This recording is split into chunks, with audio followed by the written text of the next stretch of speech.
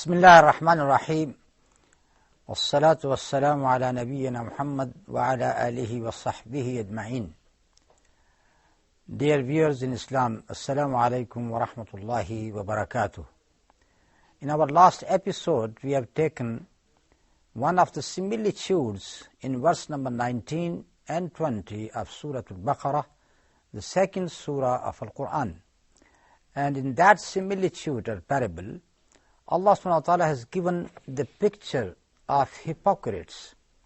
Those hypocrites who got moments of faith inspiring them, moments of hypocrisy when they lag behind, go behind. And there, very beautifully it is said that whenever they see the light, in that light they step forward. They try to walk into Islam, but when their doubts, their infidelity, their hypocrisy overcome them, then they stand still. So it means that when they got the light, they step forward. No light, darkness, they stand still. That would be the same picture on the Day of Judgment. Very beautifully explained in Surah Al-Hadid. In Surah Al-Hadid, Allah subhanahu wa ta'ala has mentioned about the very same thing, that what is happening to the believers, that they walk in the light, and the hypocrites, they walk into the light, but the difference between the hypocrites and the believers is that hypocrites, whenever their light is taken away, they stand still, because they are in darkness. Now this is the picture which is given in Surah Al-Hadid, in verse number 12. Let me read those verses. أعوذ بالله من الشيطان الرجيم يوم ترى المؤمنين والمؤمنات يسعى نورهم بين أيديهم وبأيمانهم بشراكم اليوم جنات تجري من تحتها الأنهار خالدين فيها ذلك هو الفوز العظيم. On that day you will see the believing men and believing women, how their right is running forward them, before them, and by their right hand. And it is said to them, good news for you this day, gardens beneath the river's flow, to dwell therein forever. This is indeed the highest achievement. Now see how the believers are described, that their light would be flowing in front of them and on their right, and this is how they are walking in that day which is known as the day of resurrection, al-Mahshar. On the very same spot there are the hypocrites, and they are described like this.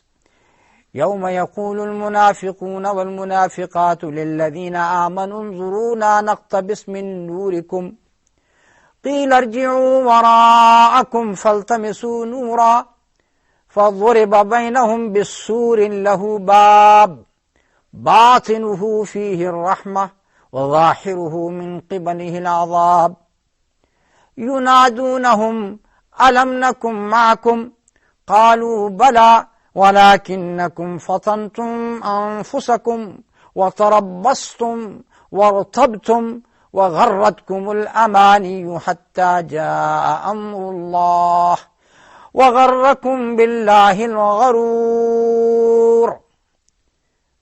Very beautiful description.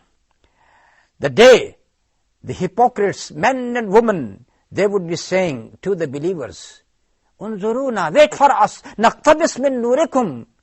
Can we take some of your light? Give us some of your light. and it would be said to them, قِيلَ ارْجِعُوا وَرَاءَكُمْ فَالْتَمِسُوا نُورًا. Go back and try to find out your light by yourselves. And at that time, a wall is going to be placed between them, the hypocrites and the believers. بَاطِنُهُ فِيهِ الرَّحْمَةِ. Inside of that wall is the mercy where the believers are. Outside that wall is al-adhab, the agony, the pain, the suffering where the disbelievers and the hypocrites are. يُنَادُونَهُمْ أَلَمْ نَكُمْ مَعَكُمْ. Now these munafiqeen, hypocrites, they are crying to the believers, saying to them, أَلَمْ نَكُمْ مَعَكُمْ. Were we not with you? We were attending Friday prayers with you. We were attending wedding ceremonies with you. We were always with you. Then why we are treated differently now in this today? قَالُوا بَلَى. The believer would say, Bala, yes, yes, you were with us. وَلَكِنْ وَلَكِنَّكُمْ فَتَنْتُمْ أَنفُسَكُمْ. But the difference is that you have put yourself to trials. فَتَنْتُمْ أَنفُسَكُمْ. You have led away with your temptations. وَتَرَبَّصْتُمْ. And you looked for the ruin of the believers. وَارْتَبْتُمْ. You doubted the promises of Allah subhanahu wa ta'ala. وَغَرَّتْكُمُ الْأَمَانِ. And the false desires deceived you. حَتَّى جَاءَ أَمْرُ اللَّهِ. Until the last commandment of Allah came. وَغَرَّكُمْ بِاللَّهِ الْغَرُورِ. And the deceiver has deceived you about Allah subhanahu wa ta'ala. Who is that deceiver? Satan.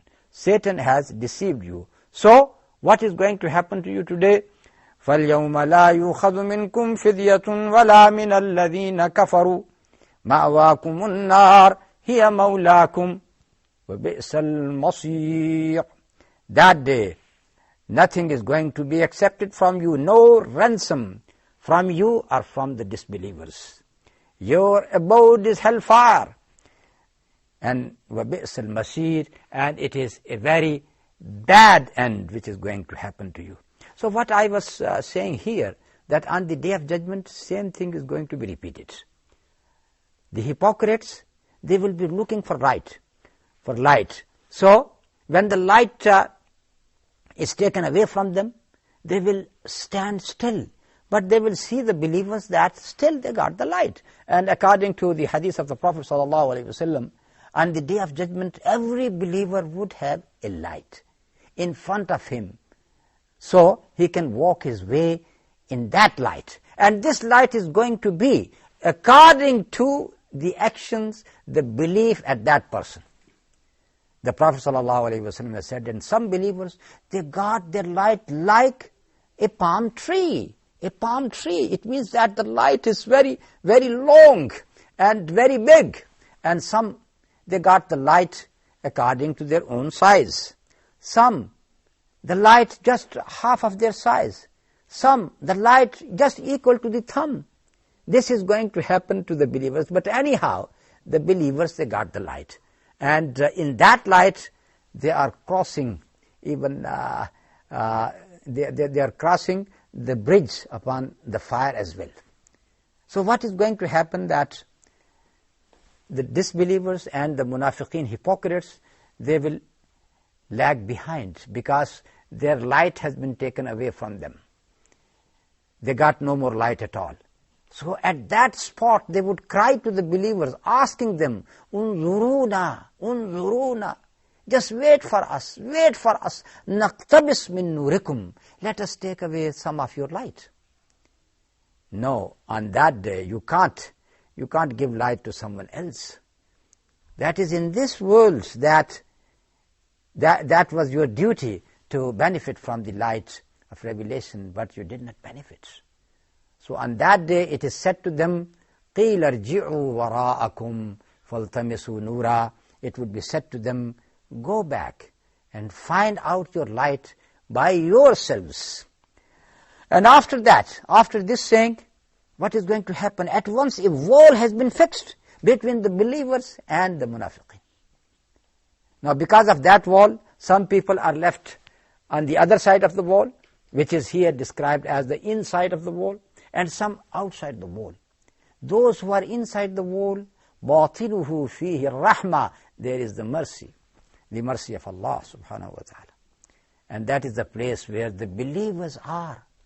And those people who are left out, they are in al-awab, in the punishment, in the suffering of that day, that horrible day. Now there is a dialogue which is given here. The munafiqeen people, they are shouting to the believers saying, yunadunahum, they are shouting to them, alam nakum ma'akum, were we not with you? Were we not with you in this world? We were always with you. We were, as I said earlier, that we used to attend the prayer with you. We used to attend so many events with you. But the charges which are leveled against them on that day, the believers would say to them, yes, you were with us, but not with your souls, not with your hearts, not with your ambitions, not with your aspirations. They would say to them, وَلَكِنَّكُمْ فَتَنْتُمْ أَنفُسَكُمْ, you have exposed yourself to fitna. What is fitna? Fitna is a trial. Sometimes this trial comes from Allah subhanahu wa ta'ala to the believers, to test them, to try them. And sometimes you yourself put yourself to fitna. How? You are led to the temptations. You are following your own lust and desires. You are not controlling your eyes. You are not controlling your tongue. You are not controlling your hands. You are not controlling your feet. You are just following your own desires. This is what happened to many people. And this is known as fitna. وَلَكِنَّكُمْ فَتَنْتُمْ أَنفُسَكُمْ.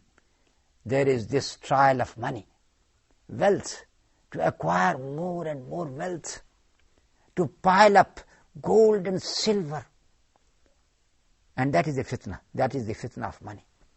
And then there is so many types of other fitna. Fitna of you can say, the status. Some people, they are after their status. And this is why they would do anything to get a high job in the state or in the society. So these are the types of fitna which is mentioned here. وَلَكِنَّكُمْ فَتَنْتُمْ أَنفُسَكُمْ.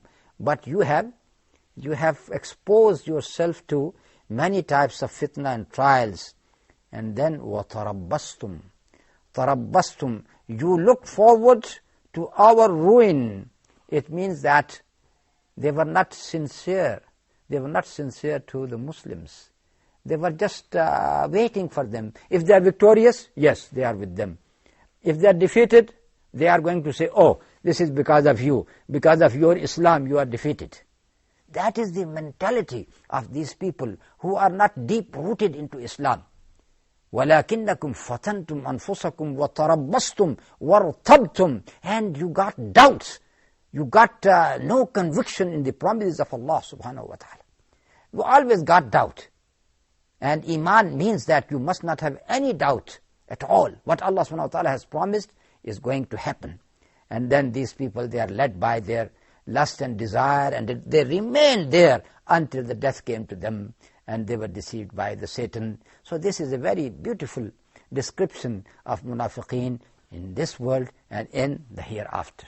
And with this we come to the end of this session. Wassalamu alaikum wa rahmatullahi wa barakatuh.